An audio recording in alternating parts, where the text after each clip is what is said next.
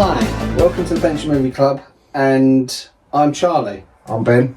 And in this episode, I'm going to tell Ben what my top 10 vampire movies are of all time. Right. Okay, so what's a vampire, Ben? Vampire is someone with sharp teeth who drinks blood and don't like garlic or holy water. Well, basically, that's it. Sort of, but the definition changes, doesn't it? I mean, obviously, you think traditionally they don't like sunlight, a stake through the heart, all this stuff. Now, I'm saying this because some films, they take elements out. You know, for example, in Twilight, they're all right running about in the sun. You know, right. Other films, they'll go, oh, I like garlic, what's the problem? You know, so it does, but there's certain things you think... That's like the classic things, you know, like, there's also Red Roses, isn't it? We found out recently in the film. But, you know, you'd forgive anyone in making a film where there's a vampire's eating red roses because you'd think, okay, well, in this version, everyone does their own interpretations. However, I've mentioned in that, just so I can say, these two films I like, Kronos from 92 and I Am Legend from 2007, but I don't think them as vampires. I Am Legend. Will Smith and his and dog. It's just called Legend. No, there's... I Am Legend. I actually quite like that I Am Legend. That's right, but are they vampires? They're not. They're like sort of and they like well, no, this zombies, is the thing, like Walking Dead. Well, they only come out at night, so in the day they can't get in the sun, which is the only vampire element about them. No, I'm not including them. Oh, that's what I'm saying. I was going to say, I wouldn't put them as vampires. Guillermo del Toro's Kronos, where it's like a scarab bites this man and then he has a thirst for blood. Again, I personally don't... I like them films, but I don't class them as vampires, so they're out. Okay. Also, I've watched loads of vampire films, and I've watched even more in anticipation for this, but there's a couple I haven't seen. I haven't seen The Hunger from 1983 with David Bowie, and I haven't seen Vampires. Never even heard of The Hunger. Well, I heard about it when I was doing research for this. Right. Unfortunately, I wasn't able to get hold of a copy. And I haven't seen John Carpenter's Vampires from 1998. I've never even heard of that as well. James Woods. 98 in my... If it's 88, I probably want to watch it, so I like 80s horrors.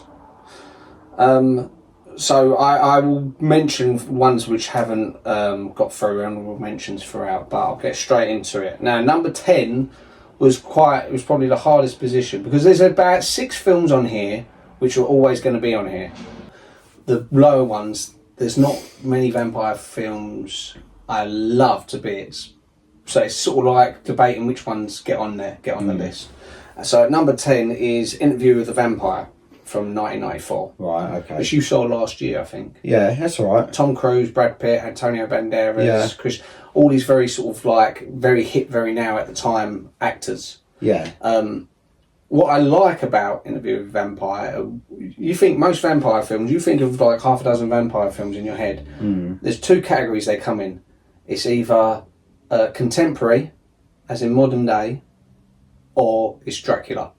And that's it. There's always contemporary or Dracula.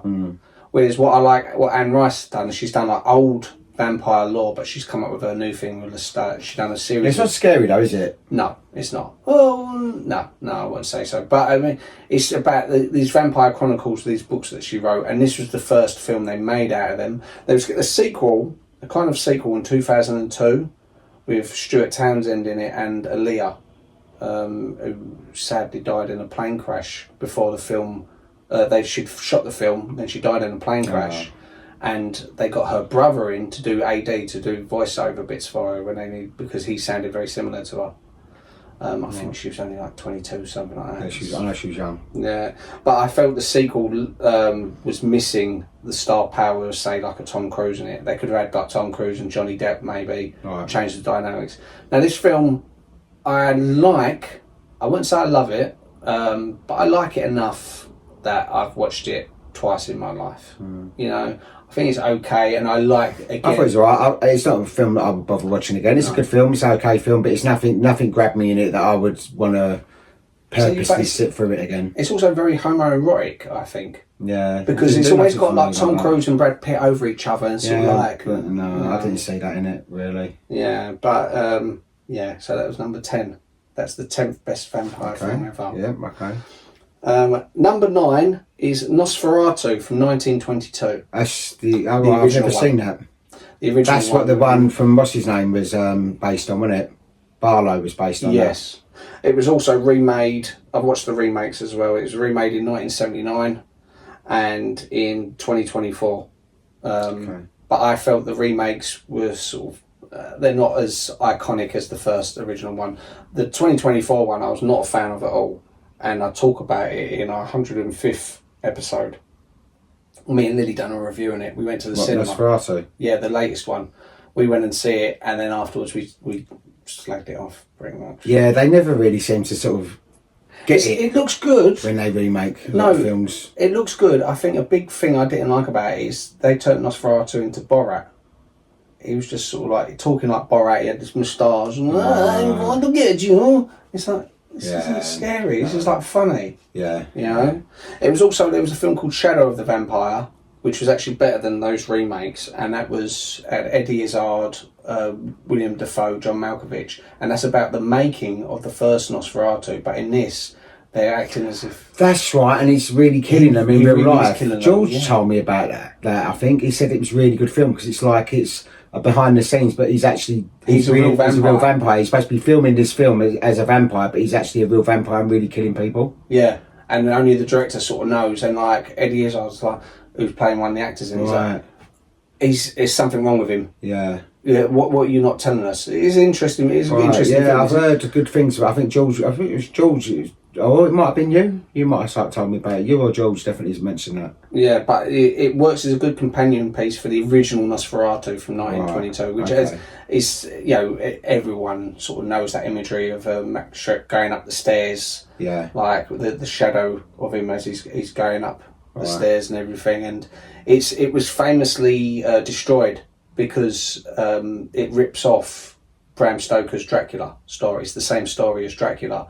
And Bram Stoker's estate sued them and made them destroy every single copy of it. However, a couple of copies survived, and years later they was able to reproduce. That's the only reason we can watch it now.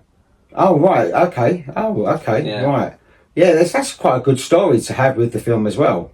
To know that they actually really wanted it gone, they wanted it destroyed. They insisted that every copy was gone. Well, it is the same as Dracula, and this is one of my criticisms of the 2024 Nosferatu. Is I feel like the director has picked Nosferatu over Dracula because he can have more liberties with the story. He can change aspects. Yeah. Whereas Bram Stoker's Dracula, you've got to stick to that story. You've got to stick to that same plot line. Yeah. Now the thing is, I know my list is subjective, and I guarantee not a single person on this planet has done the same list as me. Yeah, right. And number 8, not a single other person on this planet would pick, except for possibly you. Go on.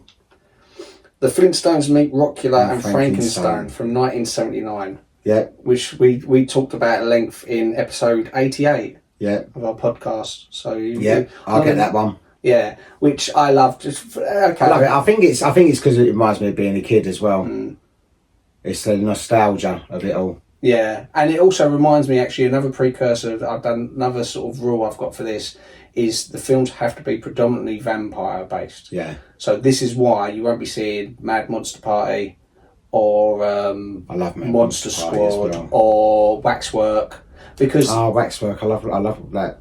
I love the vampires. The original Waxwork, the vampire scene in Waxwork, and the werewolf scene. I think were the best two in that. Yeah, and there was like a mummy scene and stuff, but because it's not predominantly vampire based, I've sort of ruled them out. I don't feel right sticking like Mad Monster Party in it when it's Dracula's only one part. Yeah. You know, I mean, some of these films might have, like this has obviously Frankenstein as well, but it's mainly Count Dracula. It's enough vampire in it to classify it. I love it because it's fantastic 70s cartoon, the nostalgia aspect of it, the music, everything about it. And like we mentioned in the podcast, it's I think it would be great as a live action. If they ever made a third live action Flintstones, they should do that because it's different enough from the other two. Yeah. I'm not going to talk too much about it because, as I said, if you check out episode 88, we talk about it for about half hour anyway. Number 7, you definitely wouldn't have in your list because it's a superhero one. Oh, I know. Blade from 1998. And Blade 2 for 2002 is good. I don't know if I've seen that. Is it Wesley Snipes? Yes. Now you should watch it if only for the opening segment, because the opening bit, I mean, I like the film anyway, it's great, but it's got a fantastic opening. So Blade, basically, his character, he's I think his mum was originally a prostitute, but she was pregnant with him. This is like from the comic books as well. Originally it was in London, and his mum, while pregnant, was attacked by a vampire, and then she obviously died. They saved the baby, but because of the blood that was in him, he now becomes... That's like The Last of Us. Yeah. The girl in it, she can't get infected because her mum just was giving birth and she cut the cord, and just as she was turning, so that's why she can get bitten, but she can't get turned. It's quite good. I mean, the second series is a little bit funny, but it's good. It's good. It's based on a computer game, yeah. But in this, so Blade, he has all the strengths of a vampire and none of the weaknesses. So they call him the Daywalker. And there's this fantastic opening segment where this bloke, he thinks he's pulled this woman. She takes him to the nightclub, and everyone's dancing in this nightclub, and then the sprinklers start spraying blood. And then he realises every single person in that nightclub, apart from this bloke, is a vampire. They're all like looking up, cool. And then they all turn on him. They're like, so you think, oh, he's dead. Yeah. And as he's sort of trying to scurry away, you see Blade standing there. And all the vampires, as soon as they see him, they're like, they start shooting, oh, it's the Daywalker. And they're all trying to escape, and he just starts massacring loads of vampires. It's such a fantastic opening. And it's such an important film to cinema. Yeah, I've heard of it. I might have seen it. I don't know. It rings a bell, but it's obviously not stuck in my brain. No. Well, but it's got Stephen Dorff in it as well. But why it's important to cinema is because it was at that point you'd had 4 Superman films, 2 great, and then they went crap. 4 Batman films, 2 great, and then they went crap. And everyone was like, I'm sick of superhero films. This came out, it revitalised it. All of a sudden they started making X-Men, Spider-Man, all these Marvel films. So the cinema, you could trace back to this film, and I still really enjoy it. So it's not a horror film, it's a superhero film? It is, yeah, but it's a vampire film. Okay. I mean, you wouldn't say The Flintstones is a horror film. No. But it's a vampire film. Right. Okay. That is the category. Number 6, Salem's Lot from 1979. Yeah. The original one. Scary bits in it. That was remade in 2024. I'm not even going to bother watching it. It's not bad. It's okay. It's worth watching once. Obviously, Barlow's no way as scary as... That's probably the most scariest vampire makeup I've ever seen in any film. Yeah, as we mentioned in our last thing when we were talking about Vamp, I said I think he is the scariest vampire ever. He's just really scary, mate. It's a really proper scary. When I think I first seen it, I was about 12, 13. Yeah. And I remember it shit the life out of me. It was in 2 parts. Yeah, because it's too long. It was a TV series. But they could easily cut that down to like hour and 45. Cut so much out of it, and it would be fantastic. Well, they have made. Yeah, there's not a short version of it. There is a film version, but it's still too long. They need to have someone re-edit that and really sort of just chop it to pieces. So it's fast paced, and it's just because the makeup in it is fantastic, and the vampires are scary. Juliette Lewis's dad's in it. I can't think what his name is. Look at me. Yeah, he's one in the rocking chair, but it's scary. And like the little boy at the window scratching. Open the window, Mark. You know, like, and it's horrible when he's scratching that horrible noise. And like, but there's some really scary bits in it. What are you looking at? There's a vampire up there. Yeah, shut the curtains. There you go. Obviously, that's what I think what's flawed is it does drag a bit, and you're right. You could make a really good edit. You could easily make a really good edit of that. Someone with a bit of talent could edit that down to about 1.5 hours even. And it will be fantastic because it will be fast paced, and you keep all the good special effects in it.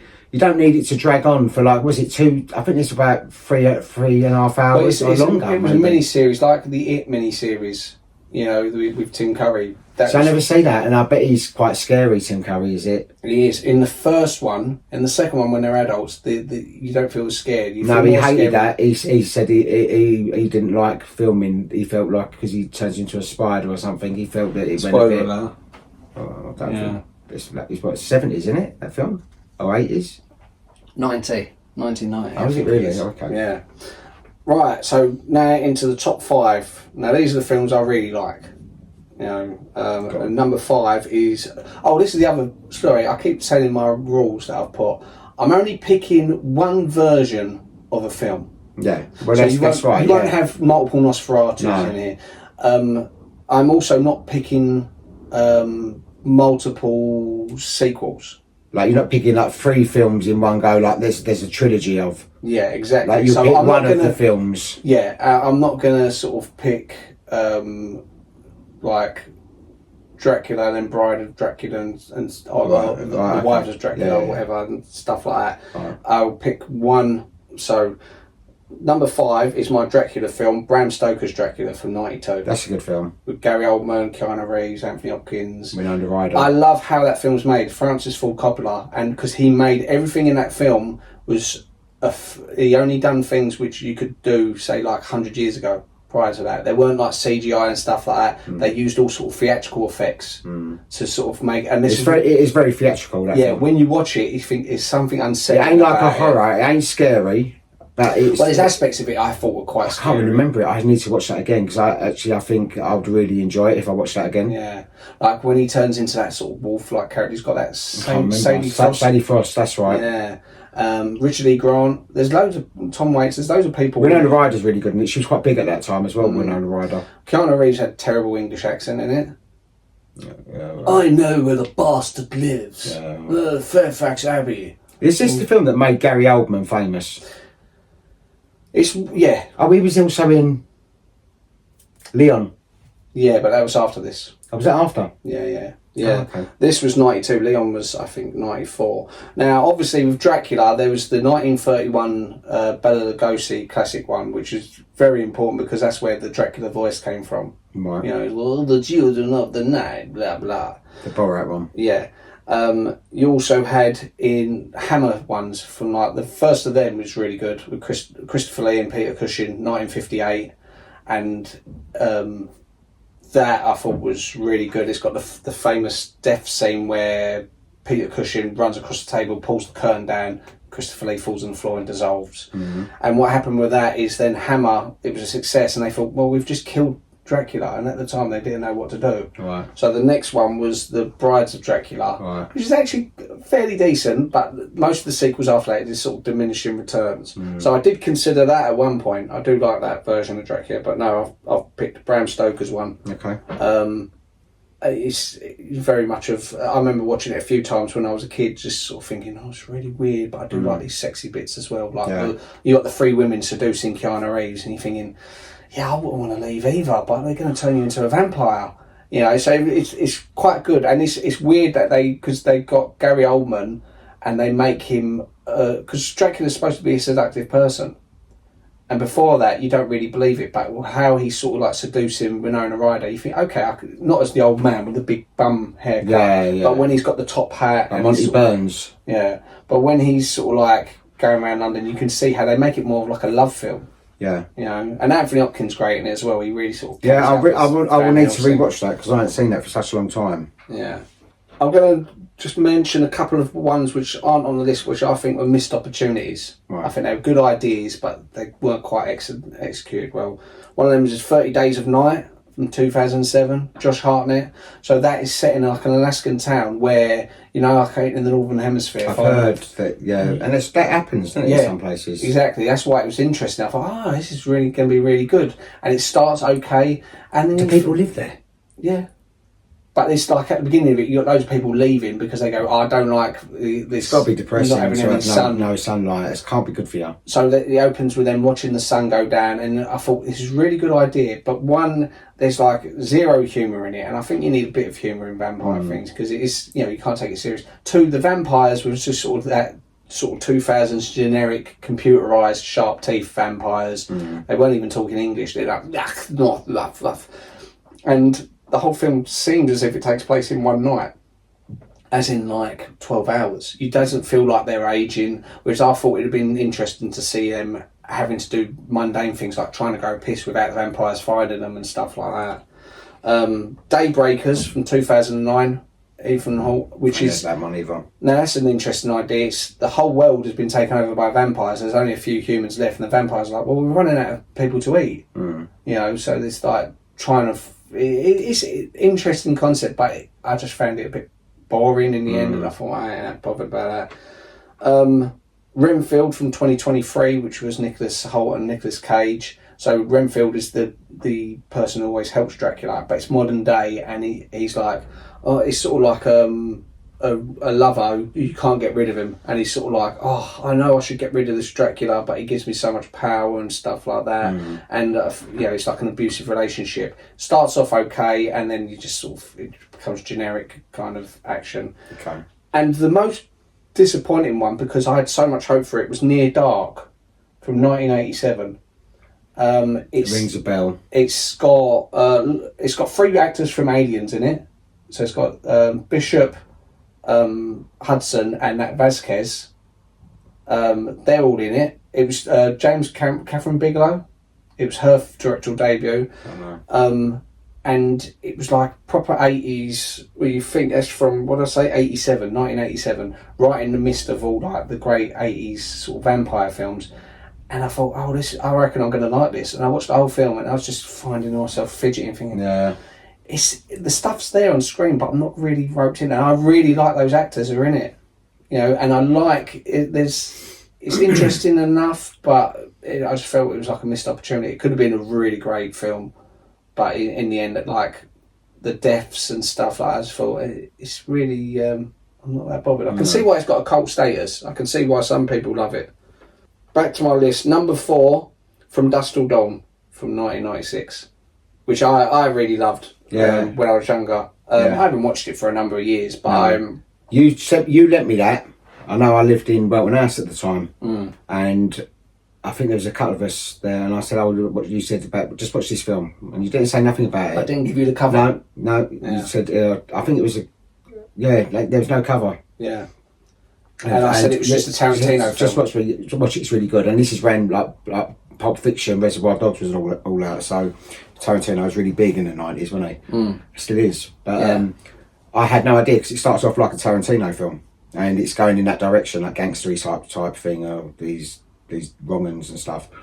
And all of a sudden it just turns into a vampire film, and you don't see it coming, and it's brilliant. Really, really good. It's like, whoa, okay, I didn't see that coming. Yeah, straight away. Changes tone completely. But it's clever when films do something that takes you, that catches you off guard, because so many things are predictable, and you look and you go, I know what's going to happen. I like it. It's good, but I still know what's going to happen. Whereas that, you think, well, okay, it unsettles you, because you think, but this isn't what I was expecting. So then you're a little bit on edge from that moment onwards. But yeah, I enjoyed it. I did enjoy that film, and it's a really fun film as well. I thought, like, there's so many funny little lines and stuff, like, it's very quotable, but they have fun with the whole vampire sort of mythology of it, and you do feel a bit like, God, how are they going to get out of there? The place is teeming with vampires. First of all, most of the strippers in there turn into vampires, and the spa staff, and they start ripping people apart, and they're turning into vampires. And then you live with great actors. I like Harvey Keitel's great in it as the priest. You've got Juliette Lewis as his daughter.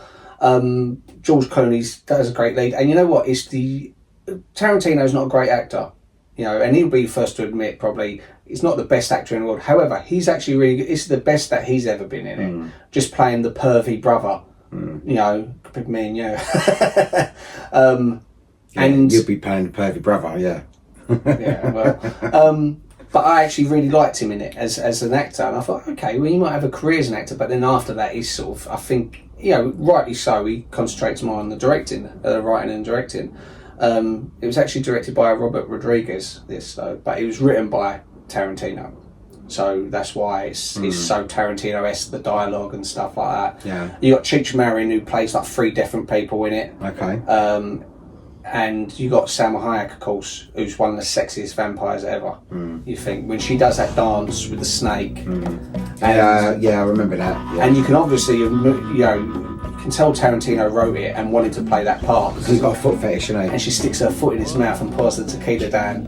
And, you got to imagine you'd also... do stuff like that, though. If you was a big Hollywood director and you'd put yourself in films, and you'd get little Dee Dee Pfeiffer and what's his name. Go on, put your foot in my mouth. But that's not in the script. We're in a court case. Yeah, but it doesn't matter. No, but it works well for the film, and I thought I still think it holds up as great fun. Her eyes, a distant firelight, burns bright, wondering why it's only after dark.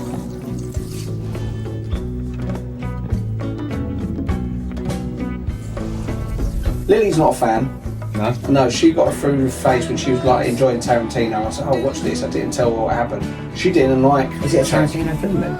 Well, I consider the ones that he's written as Tarantino-esque. So you think like Natural Born Killers, True Romance. Yeah. He didn't direct either of them, But he wrote them. but there's enough there that you think, okay, You can tell that there definitely is a mark on it, yeah. Yeah.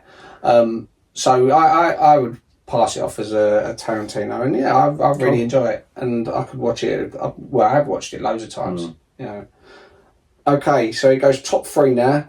Number 3, Vamp, Which we've from done 1986. We've done in our last last podcast, episode. which you've never seen and you've just fallen in love with. Yeah.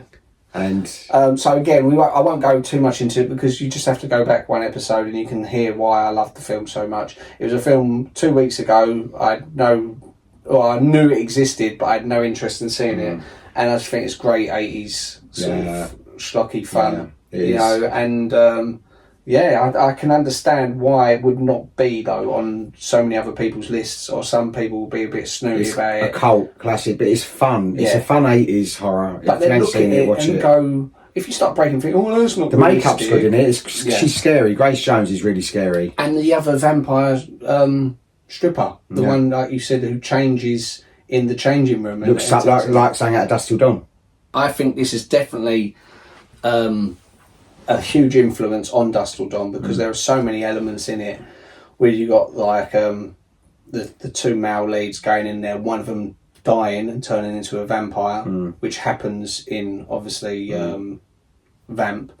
Whereas Tarantino, the Robert Rodriguez Tarantino one is more sort of like sort of action is stuck in one place. What I love about Vamp is more fun. Okay, it's slightly less realistic, but the vampire films, they're not really that realistic. I get emotional about Vamp. Yeah. I like it that much, Dee Dee Pfeiffer.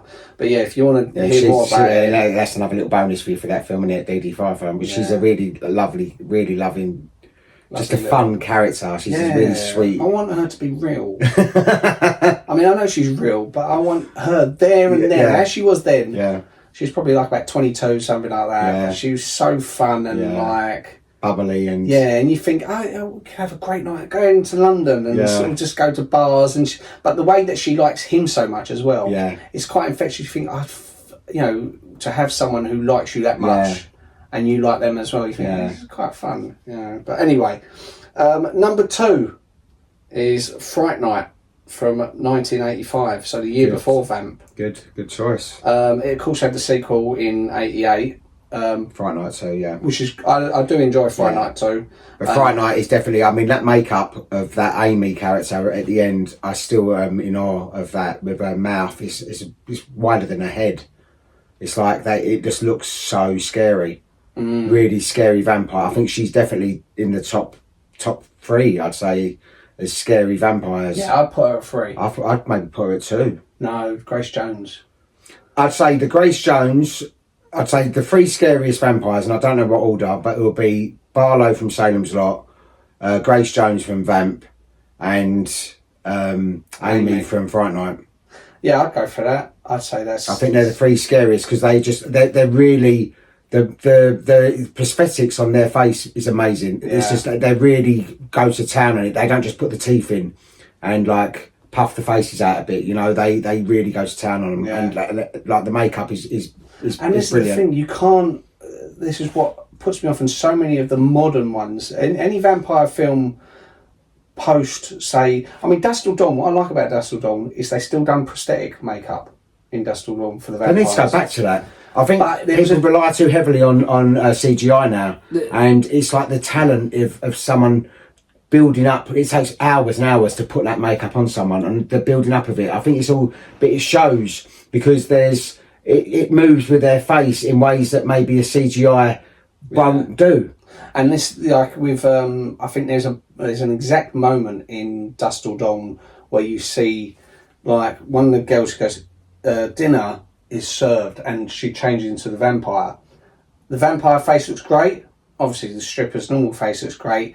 But the transition, they use CGI, and it takes you out of it a little bit. You think, you know what? I wish there was another way they could have done that. Yeah. And all the ones that I've seen... Unfortunately, I think it's the way, it's a cheaper way of doing it, and it's less time consuming now to do it like that, which is a shame because that's a talent to be able to...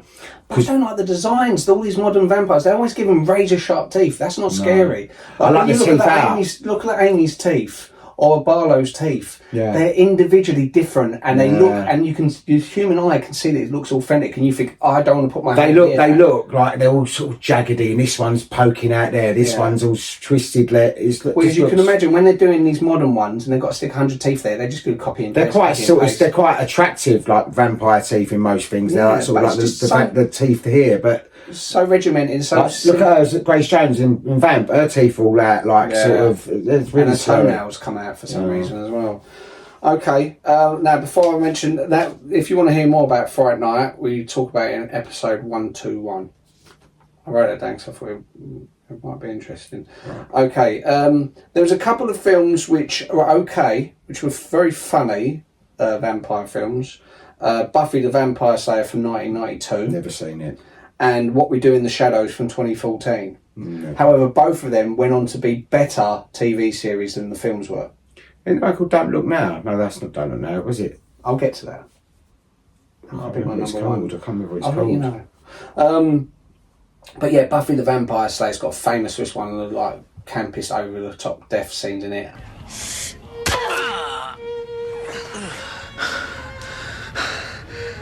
You're gonna wish you died.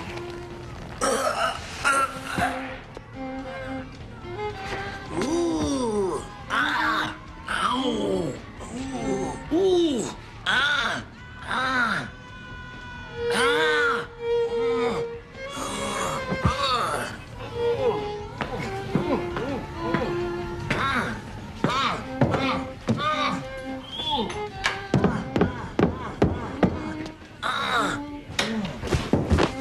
I remember seeing that, and then years later the TV series came out, and no one was aware of the film.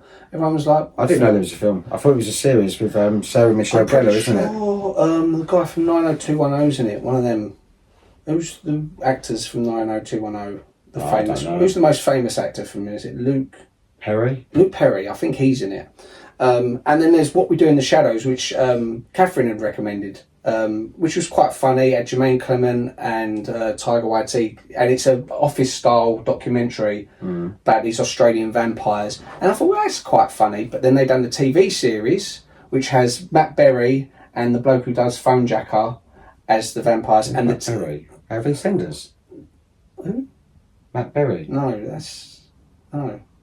that's Nick Berry. I'm Nick Berry. No, Matt Berry's he's in IT Crowd. Ain't seen it. Toast of London, you haven't seen. No. He does like all the voice bits for Absolute Radio. Absolute Radio. Anyway. Okay. He's great in it. The TV series, because both of the TV series are better, those films automatically, they're not as good.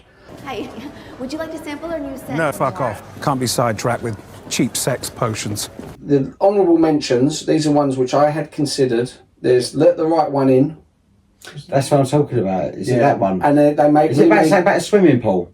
Yeah, there's a bit of swimming pool. And it's a little boy and a little girl. I don't know. I think it's supposed to be really scary, but I think you might have seen a really dodgy version of it. You might have watched Let Me In, because Let the Right One In is the original Scandinavian one. That's from 2008. Then the Americans remade it in 2010. Right. And it's practically the same story, but the American one it doesn't have the same amount of punch to it as the original one, I don't think. Right.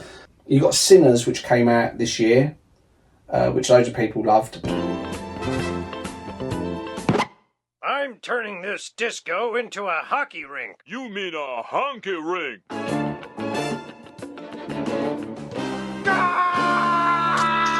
Sinners, I thought was okay. I thought it was good, but it was more like a period piece version of Dusk Till Dawn. Loads of people don't realise it's the same story as Dusk Till Dawn. So you got the two brothers in this club. It's getting attacked by vampires. Spoilers for Sinners, so skip forward for 30 seconds. One of the brothers gets killed early on by a vampire and he turns into a vampire. And this is the thing with the brothers things. You've got Michael B. Jordan playing both the twin brothers and they're lighting each other's cigarettes. And you think, you're just doing that to show off, look, it's the same actor. And you think, well, Tom Hardy was better at that in Legend. I'd rather go see Legend if I want to see an actor play, and at least he was playing different. These brothers they're identical, but they also acted the same. There's not much difference in them. Jack O'Connell's in it, who, he's really good in it, but they don't use him enough. And there's a good idea about, he's saying, look, I will turn you into vampires, and that gets rid of all these racial issues, because once you're vampires, you don't care about race, because you're all vampires. And that was an interesting concept, but they don't really run with it. And the actual bits of the vampires, I think, I've seen this better so many times, most notably Dust Till Dawn. Yeah. If there wasn't Dust Till Dawn, Sinners wouldn't exist, but then if there wasn't Vamp, Dust Till Dawn wouldn't exist. Okay. Only Lovers Left Alive from 2013, which was Jim Jarmusch film. It's got Tom Hiddleston and Tilda Swinton. They're like these vampires who've sort of been lovers for hundreds of years, and they're just sort of, but the thing is they're like really bored with life, and in the end you start getting a bit bored with them. You think, yeah. And ironically, there was a few action scenes in it, and the studio said to Jim Jarmusch, we want more action in it. So in a bit of a tantrum, he took the little bit of action that was in it out. Right. So you watch the film going, what's going to happen? Yeah. There's nothing sort of happened, but it's well made. Okay. There was Underworld, which is sort of like a Matrix style vampire film with Kate Beckinsale, Richard Beckinsale's daughter. She was good in it. It's okay, you know. Twilight, you've heard of them, haven't you? The romantic teeny bop things. I watched the first one of them. It was okay. I haven't seen none of that. I don't think you'll be bothered. It's okay enough. I think, you know, like Lily, I spoke to Lily yesterday and she said that a friend of hers loves them and they're going to binge watch all of them. And it's third generation though, isn't it? I think so. That's more, is it? I don't think she'll like it, Robert but I Pattinson think... and yeah. that I don't even know none of the names. I don't even know how I know his name. Yeah. But yeah, that's a different generation. That's like sort of 20, 30 years younger than us. But I remember when that came out and I looked and I thought, why would I want that? And I've got a film I like much more than that, which I'll watch, which I'll get to. But I can also see the camp fun of it, and I think teenage girls would watch it and not even like it that much, but laugh how stupid it is. You laugh at their acting. It's like us with 80s horror films. Yeah, no, but the 80s horror films were genuinely good. We love them. Yeah. And last night I stayed up late just to watch the last one on my list. I hadn't watched Abigail, which came out. This is your favourite? No. Oh, right. Oh, no, okay. This is from 2024. This is the last one that I'd watched before. I've never heard of Abigail. It only came out a few months ago. It's got that bloke, I think he was in Downton Abbey. I can't remember his name now. It's basically about these, what happens. It's okay, it's a good film, but in the end it sort of starts outstaying its welcome. They get told to kidnap this girl. So they kidnap her, and they take her to this house, and then all these shutters go up around the house and like, what's going on? And then it turns out the girl was actually a vampire, this little ballerina girl, and she's sort of toying with them and sort of, and it's quite a fun film. It's worth watching, but I've sort of spoiled it for you now.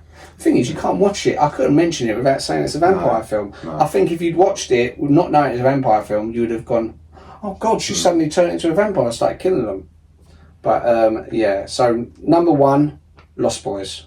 Oh yeah. From 1987, which I love, and I want to talk so much about. I'm going to leave it until the next. Are you going to do a podcast on it? Our next podcast. I wanted to do. I thought that'd be a good way to end it because I do want to talk in depth about Lost Boys. I think I've seen that for about 20 years as well. Yeah, it's one of those films I sort of grew up on. I've watched hundreds of times, and I still think it holds up. But it'd be good where you haven't seen it. I'd like to watch it, yeah, because I don't remember it at all. It is such an 80s, like 80s. I remember bits and bobs of it. I don't remember the storyline. You got such a perfect. I was thinking, 80s hang on, cast. I'm getting mixed up with Stand By Me. No, but this is the thing. It's got Kiefer Sutherland, and Corey Haim. Yeah, I haven't seen it. Probably, I probably last see it when it was out. Really? Yeah. What, 87? Yeah. In the 80s, it probably when it was out, maybe 80s, Well, maybe early 90s. On video. I remember watching it on video. Yeah, maybe early 90s. I think I probably haven't watched this since the 90s. It was such a. I love it. It's not 80s schlock. I think it's a little bit more serious. It's a Joel Schumacher directed one, but it's still very fun. You love the characters, and it's a snapshot of 80s, a realistic snapshot of 80s, but it's also vampires. It's also got the president out of Annie in it. Ah, okay. Yeah, he's in it as well. But I really like it all the way through. The pacing, the music. I think the soundtrack's great. It's perfect for its time. And yeah, I think it's Dance Little Sister, isn't it? Dance Little Sister is that song. Cry Little Sister. But it's also got the saxophone man on the beach. Yeah, the sexiest man in cinema. Playing his saxophone. I can't. I'll have to watch it again. But yeah, I'm interested. Okay, we'll watch that then. Watch that, and you'll find out why it's the best vampire film of all time. Cool. Okay. So thanks for watching. Yep. And we'll catch up with you. Whenever you wanna catch up with us. Yeah, watch another thing. We'll be Lost Boys next time we're on. Yes. Thank you very much. Bye-bye. See you later. Bye bye. Like, subscribe, and share. Bye.